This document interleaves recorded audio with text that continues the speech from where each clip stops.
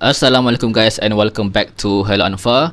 Jadi hari ni aku nak share dengan korang bagaimana cara dia untuk buat teks bergerak dalam video menggunakan CapCut.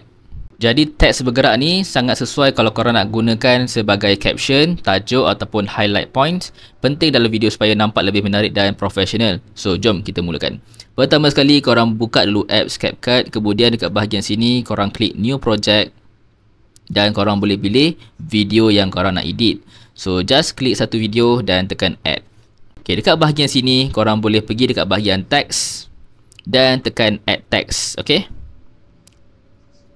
dan korang boleh masukkan lah contoh Hello Anfa. Okay, kemudian kita ubah dulu warna dia. Korang boleh pergi dekat bahagian style, kemudian korang boleh tukar kepada warna hitam supaya lebih jelas. Kalau nak lebih bold ataupun besarkan, korang boleh tekan size saja. Okay, so kemudian korang boleh pergi ke bahagian animations untuk bagi teks ni bergerak. Klik animation sini. Jadi kat sini ada beberapa pilihan yang korang boleh pilih. Dia ada in, out dan juga loop. Jadi ini hanyalah untuk permulaan video saja ataupun permulaan teks saja. Out ni hanyalah pada pengakhiran teks, dan juga loop. Loop ni dia akan berterusan lah sampai habis korang punya durasi teks tu. Okay, so contoh saya ambil loop dan saya pilih lah beberapa option dekat sini. Yang saya minat yang ini. Okay, kita pilih yang ni. Kemudian tekan right. So kita try preview. Nampak kan? Assalamualaikum guys and welcome back. Hello tu bergerak-gerak sampailah habis durasi teks ini.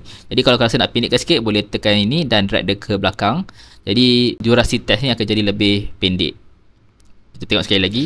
Assalamualaikum guys and welcome back. Okay, kalau korang rasa tak puas hati, korang boleh pergi tekan balik pada teks ni dan just tekan style dan pergi ke bahagian animation.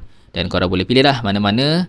Dan juga apa lagi, CapCut ada juga bagi preview. So korang boleh tengok lah macam mana perubahan ataupun animation yang berlaku pada teks tersebut.